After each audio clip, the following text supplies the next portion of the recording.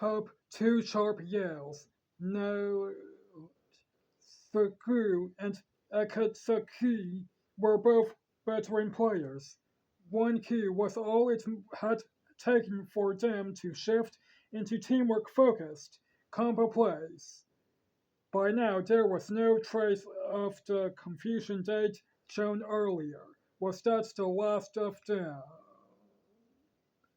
Notsuku swung his one-handed sword energetically, and then wiped off the blood and slid it into its sheath. Shiro nodded. At some point, while his mind had been elsewhere, the battle has ended. He lowered his staff and canceled the spells he had on standby. We took out a lot of them. I don't see any more enemies in the area. It's probably a good idea to keep an eye out. So, would you two mind doing the retrieval on your own? With that, Shiro began acting as lookout. The warning icon in the back of his mind had changed from red to a calm marine blue, signaling that the battle was truly over. Nutsugu and Akatsuki were gathering loot from the fallen monsters. They were probably planning to strip off the pelts. These were survival instincts they'd acquired over the past few weeks. Unfortunately, the sun was still high. If some emergency came up, he wasn't likely to miss it.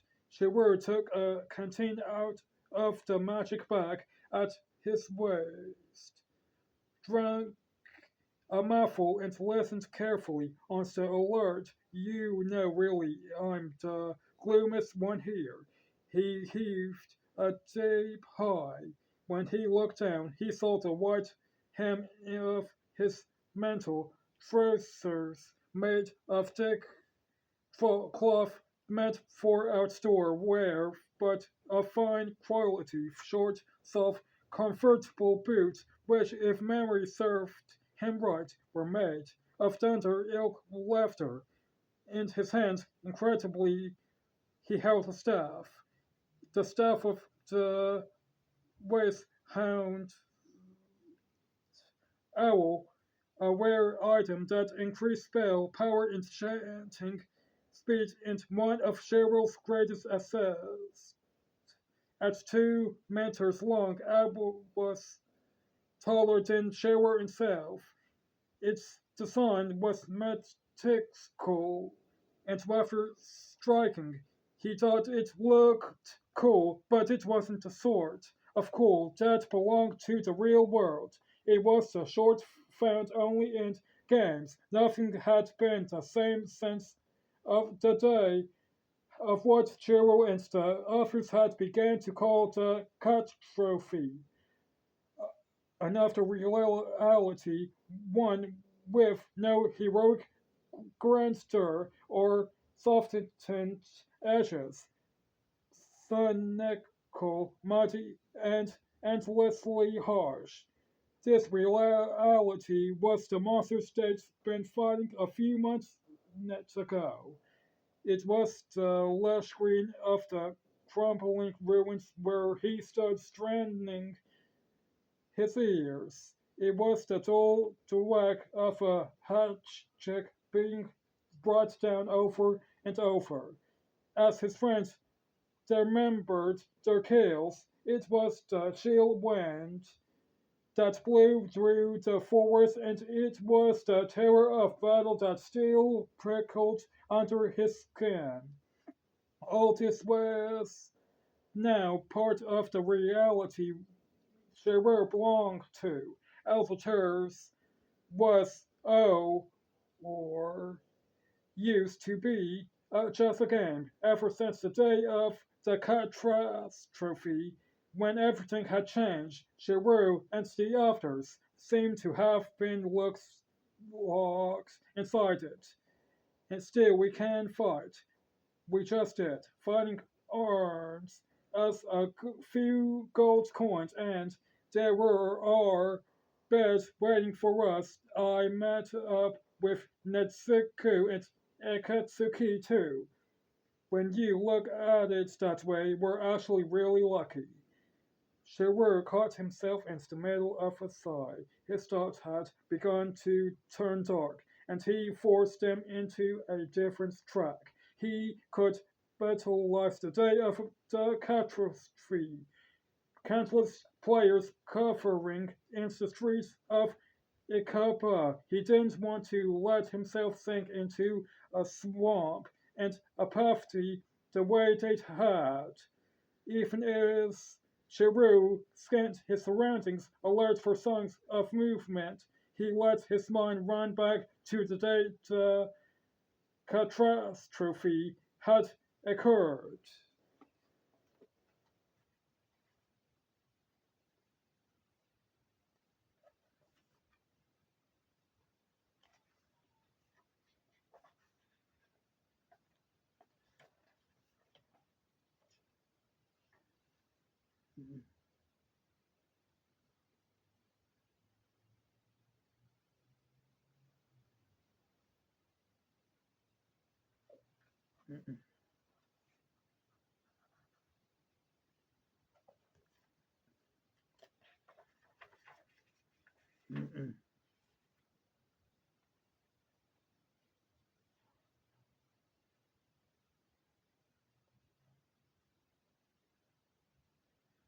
I must have item for lost players. You can't draw one if you're lost too, though. Shearer rounded a stump several meters tall that was just where he'd imagined it would be, turned the corner of a two-story building that was exactly where he'd remembered. The ground was carpeted with green moss, and only a few scattered patches of the old asphalt showed through. He was running through a rustling forest of ruins. The buildings choked and perched by enormous ancient trees.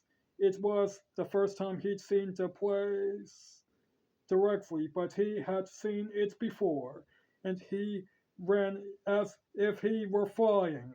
There were fugitives headsled by the roadside, adventurers in the same boat as Cheru. Their screams and moans forcibly quelled the terror that had clawed its way up his throat. It was ego, pure and simple. What is this? This can't be right. What's going on? Somebody get over here. Hey, that's the man. I know you can hear me. Their yells sounded like the shrieks of dying animals. The sure wretchedness of it all helped Sherwood hang on to the ghost of his presence of mind. He didn't want to start screaming like that. The feeling was all that kept Sherwood running. The body's moving the way it tell it to. My arms and legs aren't quite the right size. That's why it feels weird. Good thing it wasn't a huge difference.